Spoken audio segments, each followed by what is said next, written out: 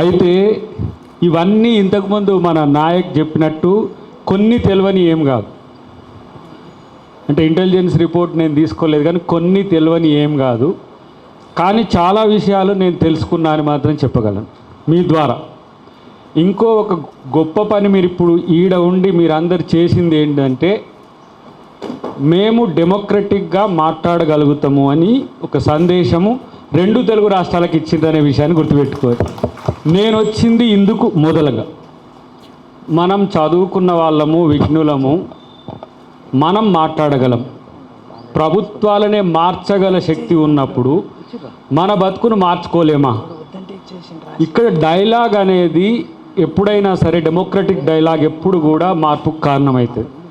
ఈ వాతావరణం ఎందుకు ఇక్కడ చెడిపోతుందనే ఉద్దేశంతోనే మొన్న నేను ఇక్కడికి వచ్చినప్పుడు కూడా, బోనాలకు వచ్చినప్పుడు కూడా, వీళ్ళు నా దగ్గరికి వస్తారు, నన్ను నిలదీస్తారు, నన్ను ప్రశ్నిస్తారని కూడా నేను ఊహించలే. కానీ ఆ ఊహించని పరిణామమైన నాకు ఆలోచన వచ్చింది. ఇట్లా మాట్లాడే పరిస్థితి మంత్రులకు ఉండాలి, ముఖ్యమంత్రికి కూడా ఉండాలనేది నా కోరిక. ఎందుకు? దయాకర్ పోయి సెంట్రల్ లైబ్రరీ హాల్ దగ్గర మాట్లాడి వాళ్ళ ప్రశ్నలు విన్నాడు, వాళ్ళు కోప్పడితే చూసిండు, వాళ్ళ ఆవేశాలను తెలుసుకోగలిగిండు. ఈ ప్రయత్నం ఎవరైనా చేయాలని ఎప్పుడు అనిపిస్తుంది అంటే, రచ్చ కాకుంటేనే. నేను మనోడిని కూడా ఎందుకన్నా అంటే, మీ ఆవేదన చెప్పుకునే వేదిక లేకుండా పోయేది అప్రజాస్వామికం. తర్వాత మీ దగ్గర నుంచి తెలుసుకున్న తర్వాత నేనేం చేయాలనేది నాకు ఒక ఐడియా వస్తుంది. నేను ఇక్కడ మన వాళ్ళని కలిసిపోయినాక కూడా నేను ముఖ్యమైన అధికారిని కలిసిన, అసలు వాస్తవానికి రాజకీయాలు పక్కన పెట్టి, పేరు ఎందుకు కానీ, కలిసిన తర్వాత వారు ఒక సమాచారం ఇచ్చిండ్రు. ఆ సమాచారం చెప్పినా అది మీకు త్వరలో లాగా అనిపిస్తుంది. ఈ త్వరలో ఎంత ప్రమాదకరమో మీతో దగ్గరికి వచ్చినాక తెలిసింది. నీకు త్వరలో అనే పదాన్ని నేను వాడనని నిషేధిస్తున్నా. ఎందుకంటే 60,000 ఉద్యోగాల్లో గత ప్రభుత్వంలో వేసిన నోటిఫికేషన్స్ పేపర్ లీక్స్ వల్ల రద్దయినా, మళ్ళీ వాటిని వాటిని పెట్టడం వల్ల కూడా అది బడ్జెట్ పైప్ లైన్లో ఉన్నాయి. వాటిని పక్కన పెట్టి మనం కొత్త ఉద్యోగాలు ఇవ్వడానికి ఉండదు. కాబట్టే అవి ముందుగా నింపడం జరిగింది. వాళ్ళు ఎందుకు నింపలేకపోయింది అనేది నేను కాదు, వాళ్ళు మా బీఆర్ఎస్ మిత్రులు చెప్తారు. కానీ మేము అది కూడా ఒక అడ్డంకి. ఇప్పుడు దాంట్లో 10,000 వరకు అని మన అశోక్ సార్ అన్నాడు, ఇంకో మిత్రుడు 5,000 అన్నాడు, 6,000 అన్నాడు. Maybe most probably new notifications editions అయ్యి ఉండొచ్చు కాక.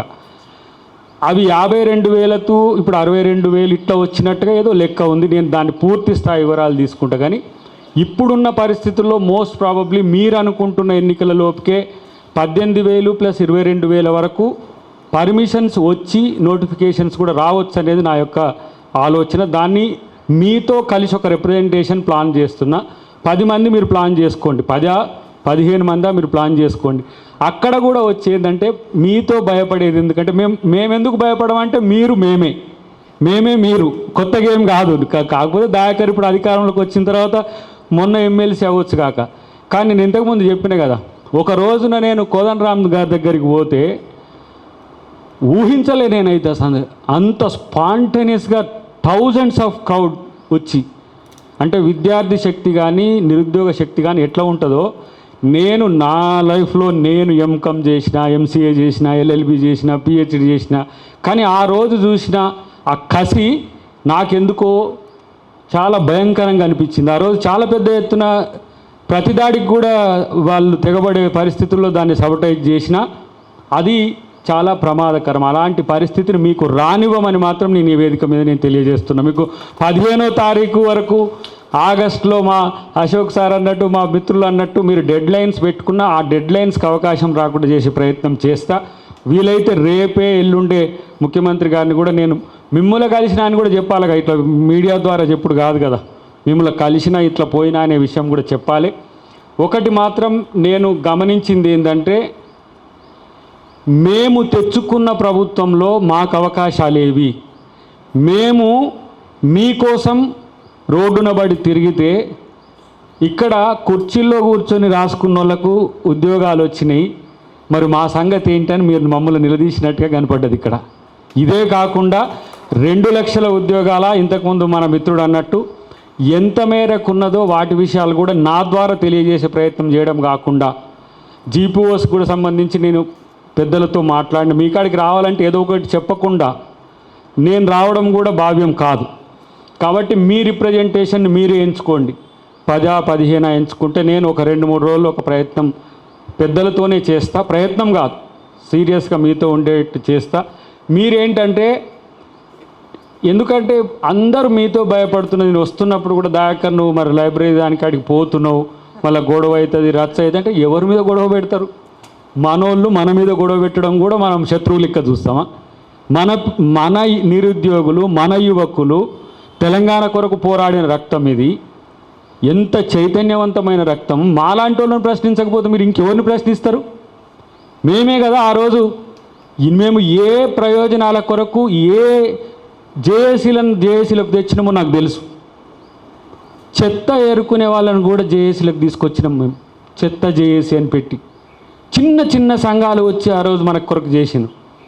నేను ఏ ప్రభుత్వాన్ని నిందించడానికి ప్రయత్నం చేస్తలేను. నా ప్రభుత్వం కరెక్ట్గా చేయాలని కోరుకుంటున్నా. దానికోసమే మీ దగ్గరికి వస్తున్నా నేను. లేకపోతే ఎందుకు చాలామంది చాలా పోస్టులు తీసుకొని హాయిగా ప్రశాంతంగా ఇంత రక్కస్ కొరకు ఇంత రచ్చ కొరకు ఎవరు రారు.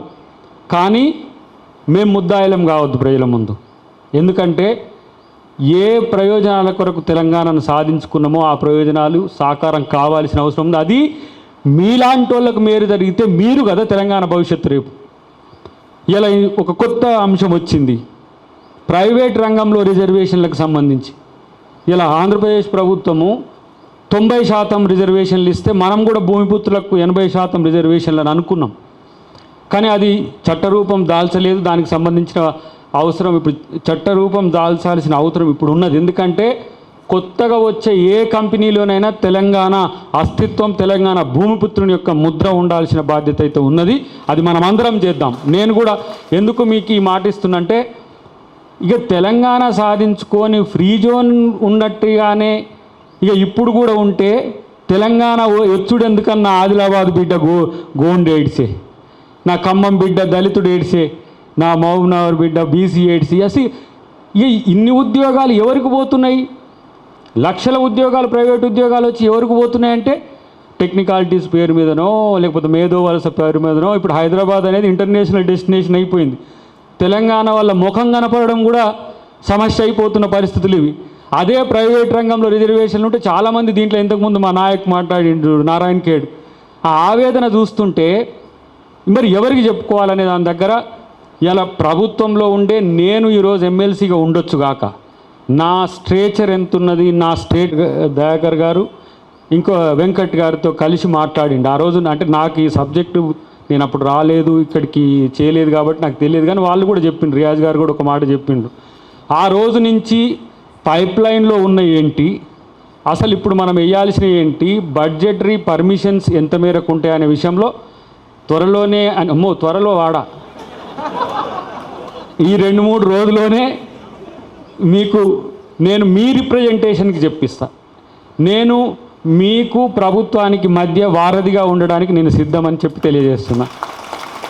ఆ విషయంలో నేనెందుకు ఇంత ఆతృత అనంటే 100 ఫోన్లు నేను అటెంప్ట్ చేసేదానికంటే మీతో ఇక్కడ చర్చించేది మొత్తం తెలంగాణకు పోతుంది. ఇంతకుముందు ఉస్మానియా యూనివర్సిటీ వేదికగా ఉద్యమం నడిస్తే మొత్తం కాకతీయ నుంచి అంతా పోయినట్టుగా ఇవాళ ఆ పరిస్థితి ఇప్పుడు సెంట్రల్ లైబ్రరీకి ఇక్కడికి వచ్చినందుకు సంతోషం. ఇలా మా ఉపేందర్ రెడ్డి గారికి నేను థ్యాంక్స్ చెప్పుకుంటున్నాను. ఎందుకంటే నన్ను ఇక్కడికి బోనాలకు పిలిచి నా బోనం ఎత్తిండు కాబట్టి. లేకపోతే నేను వేరే పనులలో ఎంగేజ్ అవుతుంటే ఈరోజు వేరే ప్రోగ్రాం ఉన్నా కూడా ఇక్కడికి వస్తా అని రాకపోతే మళ్ళీ నా క్రెడెన్షియల్స్ కూడా క్రైసిస్లో పడతాయి. కాబట్టి నేను ఇక్కడికి వస్తా అని వచ్చినందుకు మీరందరూ సహకరించిన తీరు, అడపాదడపా ప్రశ్నలు ఉంటాయి, అడపాదడపా ఆవేశాలు ఉంటాయి, దాన్ని అర్థం చేసుకోలేక కాదు. మళ్ళీ కూడా ఇక్కడికి రావడానికి నాకు అవకాశం ఉండాలంటే మీరు చెప్పిన అంశాలన్నీ కూడా నేను ప్రభుత్వం దగ్గరికి తీసుకుపోవాల్సిన అవసరం ఉంది. ఇది మీతో చెప్తున్నది కాదు, మీతో పాటు వీళ్ళతో కూడా చెప్తున్నా నేను. ఇవి ఎందుకంటే మొన్న వచ్చి ఈడ అగపడ్డది అంత పెద్దగా ఏదో దయాకర్కు నిరసన సెగ, దయాకర్ని అడ్డుకున్న విద్యార్థులని వస్తుందని నేను అనుకోలే. మరక మంచికే ఏంటి, అడ్డుకున్నది కూడా మంచికే. ఎందుకంటే మీకు మంచి జరగడం అంటే మనకు మంచి జరగడం అనుకునేటోళ్ళం. మేము ఫక్త్ పొలిటీషియన్గానే దయాకర్ అంటోడు తెలిసినోడు కాదు కదా, దయాకర్ కూడా గట్లనే అయిండ్రా అని అనుకుంటారని ఆ మాట వద్దని మీ దగ్గరికి రావడం జరిగింది. కాబట్టి త్వరలోనే వీళ్ళందరితో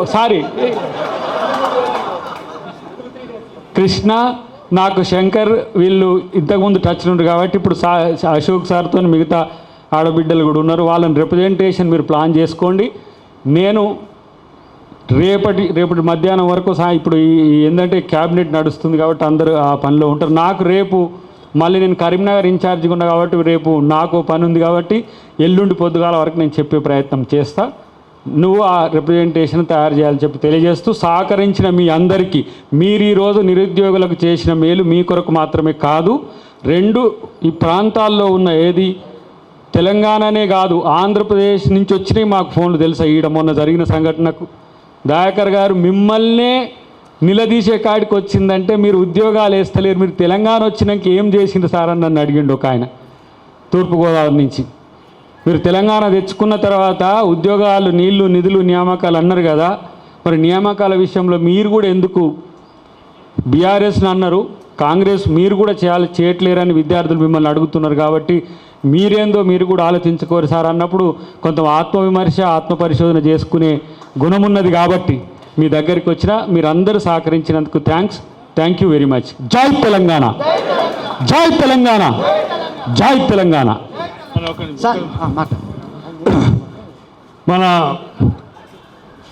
మన రేణుకా ఎల్లమ్మ బోనాల కొరకు మన ఎమ్మెల్సీ గారు నేను పిలవంగానే వచ్చి ఇక్కడ మన ఆతిథ్యం తీసుకొని పోతుండగా మన పిల్లలందరూ వచ్చి, అన్న ఇది ఇట్లా ఉంది పరిస్థితి, ఇట్లా మీరు ఏదో ఒకటి చేయాలంటే తప్పకుండా అదే రోజు నుంచి నేను మళ్ళీ కార్లో పోతుంటే కూడా మాట్లాడి, అన్న ఇదేదో ఒక పరిష్కారం చేయాలి, ఇది చేస్తేనే మనకు ఎప్పటికీ అది ఉంటుంది, ఇది ఇక్కడి నుంచే నాంది కావాలి, ఎందుకంటే ఇది సీఎం గారి మంత్రిగా ఉన్నారు కాబట్టి మనం కూడా దీన్ని గట్టి ప్రయత్నం చేయాలని మొన్నటి నుండి కూడా తను నిద్రపోకుండా ఏం చేయాలని ప్రతిరోజు మాట్లాడుకుంటా ఇదే విషయాన్ని తను గుర్తుపెట్టుకున్నానంటే ఇది ఒట్టి దయాకర్ అన్న కాదు, ఈ దయాకర్ అన్న ఎమ్మెల్సీగా మనకు కాకుండా ఒక విద్యార్థి నాయకుడి నుంచి ఆయనకు వచ్చే అదేదైతే ఉందో చిచ్చుపుట్టిలాగా లేస్తుందో దయాకర్ అన్న కూడా చిచ్చుపుట్టిలాగా లేచి